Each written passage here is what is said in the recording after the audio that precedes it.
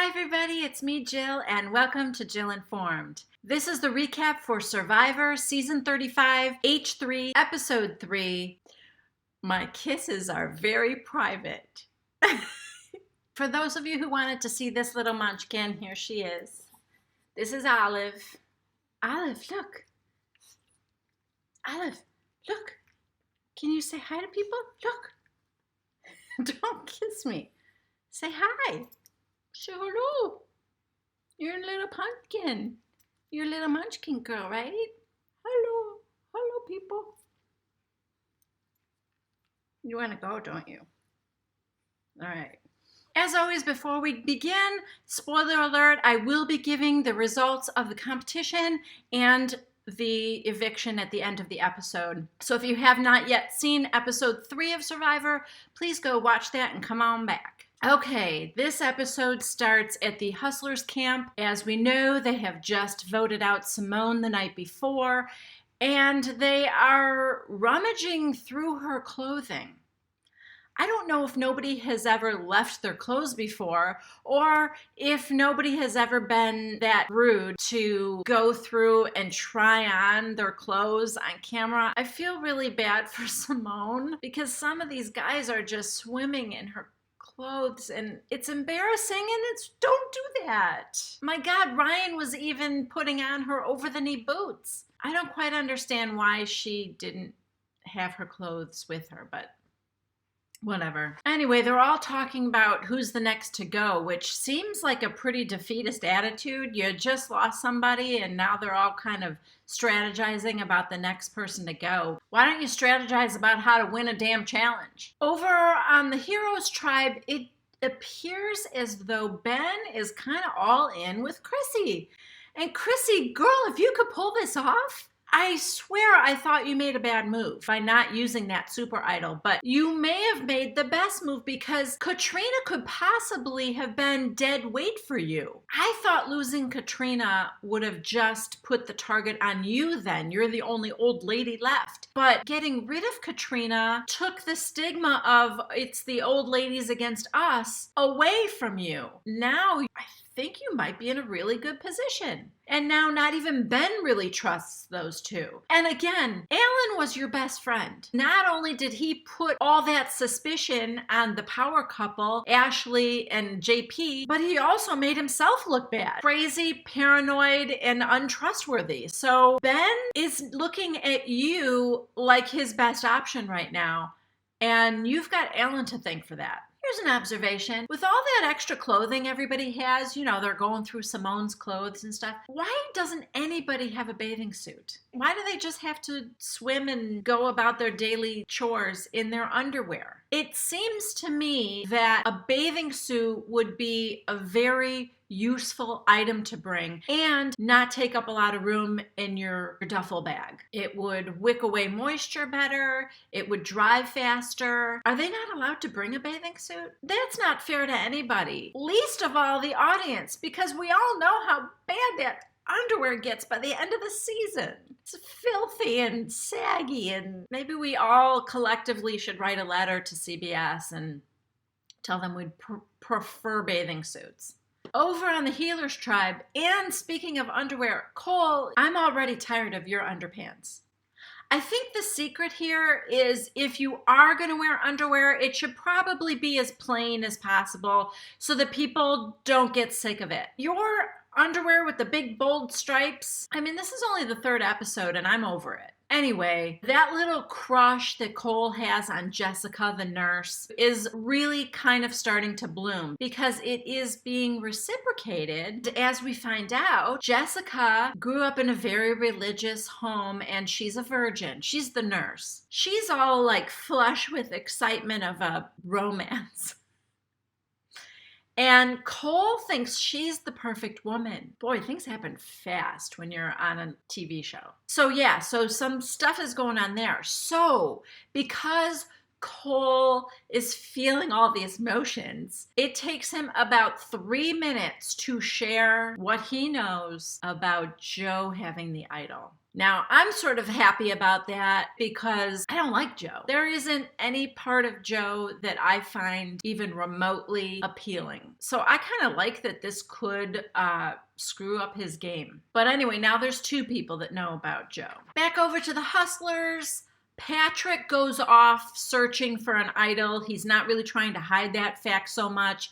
But Allie, who is aligned with him, is worried, and she's got to really wrangle him in and tell him, you know, this doesn't look good to the others, that you don't think you can trust them. I'm not sure why Allie feels like she needs Patrick. The last thing I would want is to be aligned with that redheaded menace. I would think the game would be hard enough as it is without having to babysit somebody who may do or say the wrong thing at any moment. Over on the Healers, someone has cooked this pot of potatoes.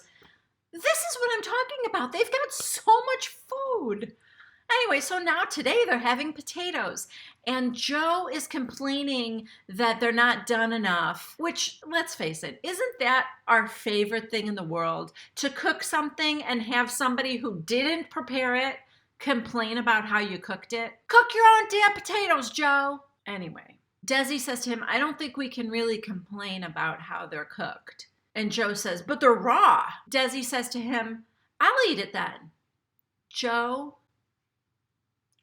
pitches it into the woods and says, if you'll eat the raw ones, go for it. These are the Healers. If they've chosen a life or a career that would somehow describe them as a healer, I would think there would be a certain sense of compassion that comes along with that. Meanwhile, Cole gets this idea that he might want to send Joe home because he doesn't like that Joe has the idol and the way he acts around camp. He seems pretty entitled, and he feels like Joe just might be having too much power. So he suggests to Jessica, the virgin nurse, that if they lose the challenge, maybe they blindside Joe, because Joe thinks that everybody's going to vote for Mike. Joe is just convinced that, when they lose, Mike's the first one out. Which, why? I mean, this is like ageism again, because Mike is actually pretty good at the mental aspect of the challenges. In fact, that last challenge, the only reason that the Healers came in first is because Mike was doing the puzzle at the end.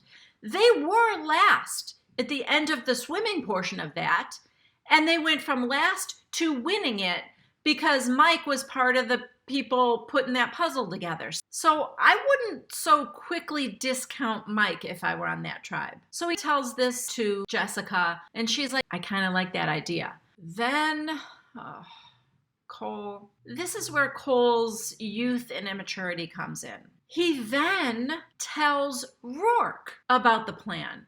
Dude, you didn't lose a challenge yet. Way too much, way too soon.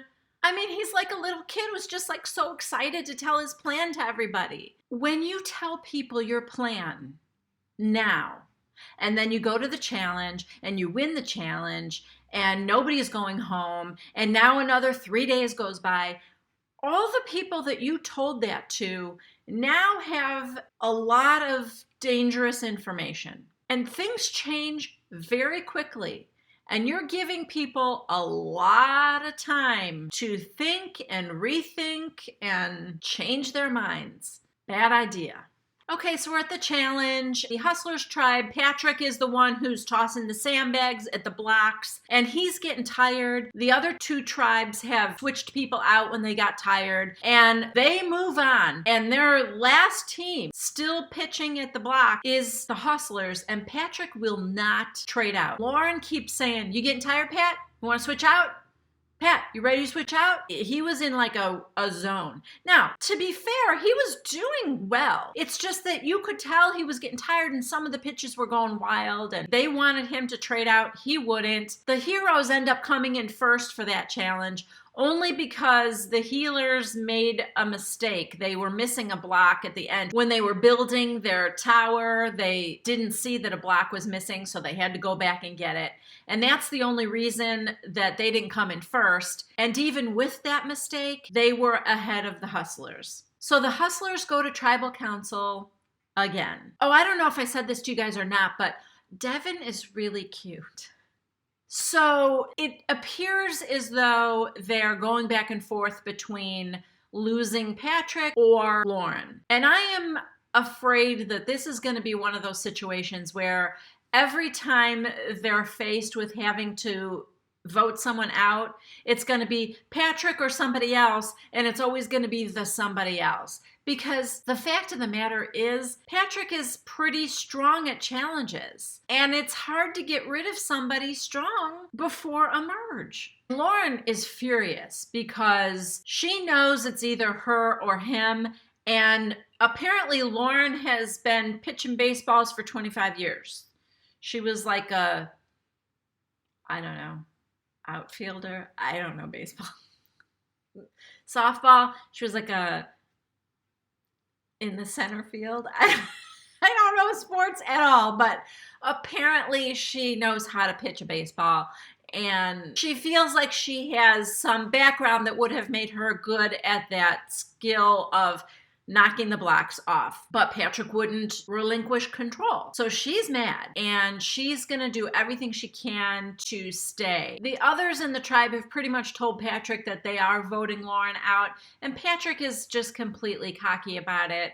And he goes to the water where Lauren is. So they're sitting in the water, and you know Lauren, she does not want to deal with Patrick. He's on her last nerve. And he can't stop smiling. He's an idiot. He's just such an idiot. And Lauren's getting even more angry because now she's thinking it is probably her going home.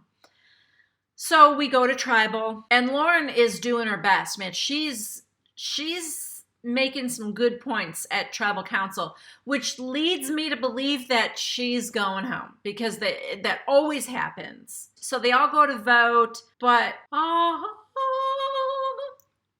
a miracle occurred. Patrick got voted out. Yes.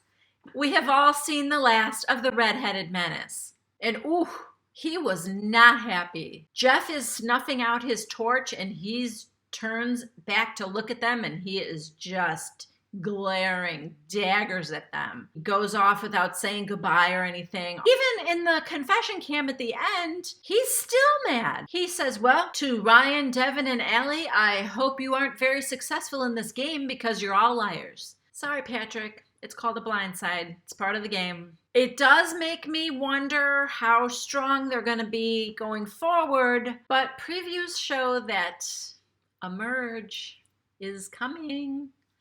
So we'll see. I don't know how everyone's going to fare. That's it for this week's episode. Join me back here every Tuesday at 1 p.m. Central Time for the next recap of Survivor 35. Heroes versus healers versus hustlers. Thank you for joining me. If you haven't already, please subscribe. Give me a thumbs up if you liked it. Please comment down below. I love to hear from you. And I'll see you next week. Bye-bye.